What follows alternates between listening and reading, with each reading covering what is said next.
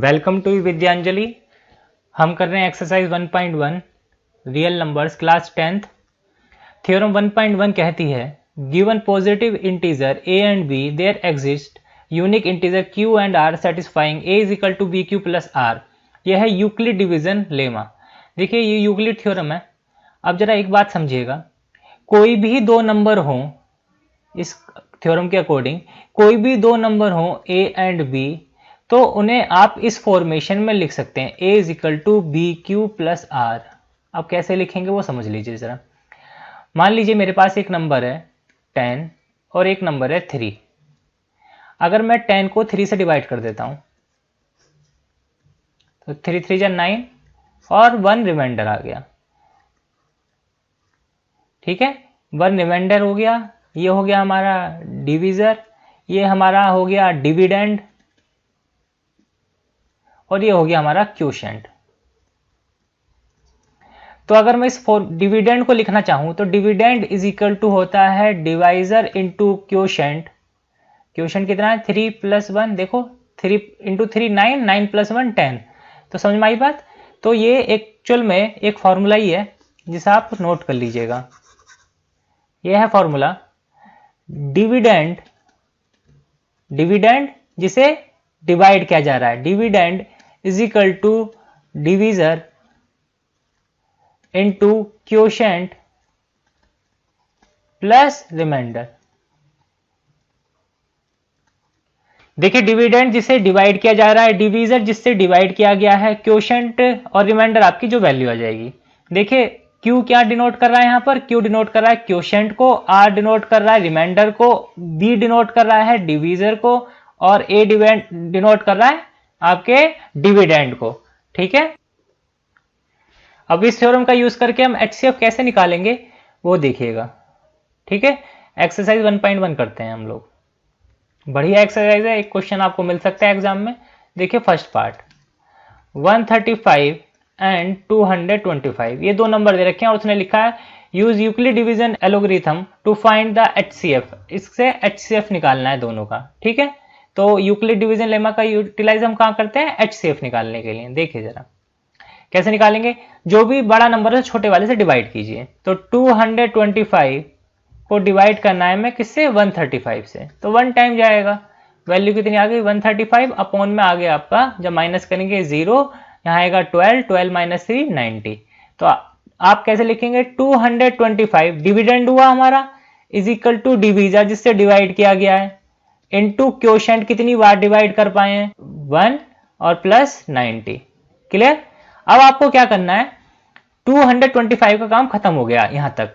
अब हमारा जो भी डिवीजर था उसको हमें डिवाइड करना है अपने रिमाइंडर से, और ऐसे ही हम करते जाएंगे, रिमाइंडर से डिवीजर को डिवाइड करते जाएंगे। तो 135 को डिवाइड करो किससे, 90 से। 1 टाइम ही जाएगा, 90 आ गया, कितना बचा 45। और ये काम हम तब तक करेंगे जब तक 0 रिमाइंडर ना आ जाए। तो हमने क्या काम करा, 135 is equal to 90 into 1 time चला था, प्लस कितना बचा था 45। अब हमें फिर क्या काम करना है, फिर से अपने नए बनने वाले डिवीजर को, नया डिवीजर कौन था 90, उसको नए रिमाइंडर से डिवाइड करना है। तो 45 से डिवाइड करना है 90 को। तो 45 2 जा कितना होता है 45 इंटू 2 प्लस 0, रिमाइंडर कितना बचेगा 0। डिवाइड करके दिखा देता हूं। जब 90 को डिवाइड करेंगे 45 से तो 45 2 जा 90 होता है, तो 0 आ जाएगा। तो यहीं पे हम रुक जाएंगे। यहां पर आके जो भी आपका डिवीजर रहा होगा, सबसे लास्ट डिवीजर जो भी रहा होगा आपका, वो क्या कहलाएगा, HCF कहलाएगा। क्लियर है बच्चों, जो भी सबसे लास्ट आपकी डिवीजर होगी वो क्या कहलाएगी, HCF कहलाएगी। एक बार फिर रिपीट कर देता हूं हमने क्या काम करा है। आपको दो नंबर दिए जाएंगे एग्जाम में, आपसे पूछा जाएगा find the HCF by using the Euclid division algorithm. आपको यूक्लिड थ्योरम यूटिलाइज करनी है और आपको वैल्यू निकालनी है। तो आपको क्या काम करना है, जो भी लार्जर नंबर होगा दोनों में से, उससे को डिवाइड कर दीजिए छोटे वाले नंबर से। तो 225 को डिवाइड कर दिया 135 से, 1 टाइम जाएगा, 135 आ गया, बच्चा कितना रिमाइंडर 90। अब उसे लिखना कैसे है, लिखने का तरीका है डिविडेंड जिसको डिवाइड किया गया इज इक्वल टू डिवीजर जिससे डिवाइड किया गया इनटू क्वोशिएंट कितने टाइम आप अपने टेबल को यूटिलाइज कर पाए, प्लस रिमाइंडर जो आपका रिमाइंडर बचा 90।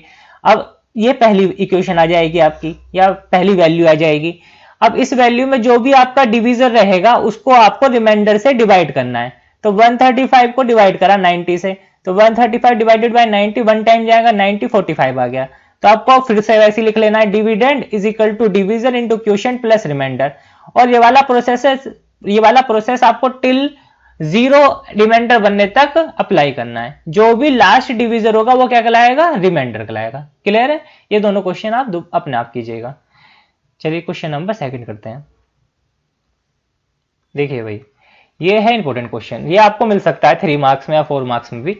देखिए क्वेश्चन नंबर 2 क्या कहता है, show that any positive odd integer in the form of 6q + 1 और 6q + 3 और 6q + 5 where q is some integer. वो कह रहा है कोई भी पॉजिटिव इंटीजर इस फॉर्म का होता है 6q + 1, 6q + 3, 6q 5। इस टाइप के क्वेश्चन को सोल्व करने के लिए आपको 2 वैल्यू चाहिए, क्योंकि हमारा क्या यूक्लिड थ्योरम है, a = bq + r। तो एक तो a चाहिए और एक b चाहिए। तो a एज इट इज रख लो, बट b की वैल्यू लेट कर लो 6, लेट कर लो b = 6। किसी भी इस टाइप के क्वेश्चन के अंदर b की वैल्यू वही लेट कर लेना जो q के साथ प्रोडक्ट में हो। q के साथ प्रोडक्ट में कौन होता है, डिवीजर होता है। तो जरा एक बात सोचो, हमारी जो यूक्लिड थ्योरम थी वो क्या कहती है, जो आपका रिमाइंडर है वो कभी भी आपके डिवीजर से बड़ा नहीं हो सकता। इस बात को ध्यान रखना, it will be less than your divisor. हमने पिछले क्वेश्चन में भी देखा था, जो हमारा रिमाइंडर आ रहा था वो हमारे डिवीजर से छोटा था। जैसे 90 था, 135 से छोटा था, 45 था, 90 से छोटा था, 0 45 से छोटा है। तो जो आपका रिमाइंडर आएगा वो हमेशा डिवीजर से छोटा आएगा। तो अब जरा एक बात सोचिए, ये हमारा नंबर है डिविडेंड, ये हमारा नंबर क्या है, डिविडेंड। ये डिविडेंड है, ये डिवीजर है। अगर मैं डिवाइड करता, एक जनरल सोचिए, तो हमारे r की वैल्यू क्या हो सकती थी, हो सकता था ये आ जाता 6q + 0, हो सकता था पूरा डिवाइड हो जाता, या ऐसा हो सकता था a = 6q + 1, या a = 6q + 2, a = 6q + 3, a = 6q + 4, a = 6q + 5 and a = 6q + 6। लिख सकते हैं क्या ये हम? नहीं, ये हम नहीं लिख सकते। क्यों नहीं लिख सकते? क्योंकि मैंने जस्ट अभी आपसे थोड़ी देर पहले बताया था कि जो रिमाइंडर होता है ना वो आपके डिवीजर से छोटा होता है, तो 0 के इक्वल और बड़ा हो सकता है। तो आपकी जो यहां पर रिमाइंडर होगा r, वो क्या हो सकता है, 0, 1, 2, 3, 4, 5। क्लियर है? अब जरा इनमें से देखो कौन कौन से इवन है, कौन कौन से ओड है। ये तो 6q आ गया, तो इसे 2 × 3q लिखेंगे आप, ये तो इवन है। इसको देखो, ये ऑड है, ये कैसा है, इसमें से 2 कॉमन आ जाएगा, क्या बचेगा, 3q + 1। ये कैसा नंबर आ गया, इवन आ गया। ये ऑड है, ये इसमें से 2 कॉमन आ जाएगा, फिर even, and this is odd. तो आपके कौन कौन से ऑड नंबर आए, एक तो आया 6q + 1, एक आया 6q + 3, एक आया 6q + 5। ध्यान रहेगा आपको कैसे करना है इस टाइप के सारे क्वेश्चन। आपको क्या काम करना है, b को वही नंबर मान लेना है जो आपको क्वेश्चन में गिवन होगा। यहाँ पर 3q होता तो मैं b को 3 मान लेता, और r की वैल्यू क्या रहेगी, हमेशा b से छोटी रहेगी। ठीक है ना, इस बात को ध्यान रखना है। क्लियर? ठीक है, थैंक यू।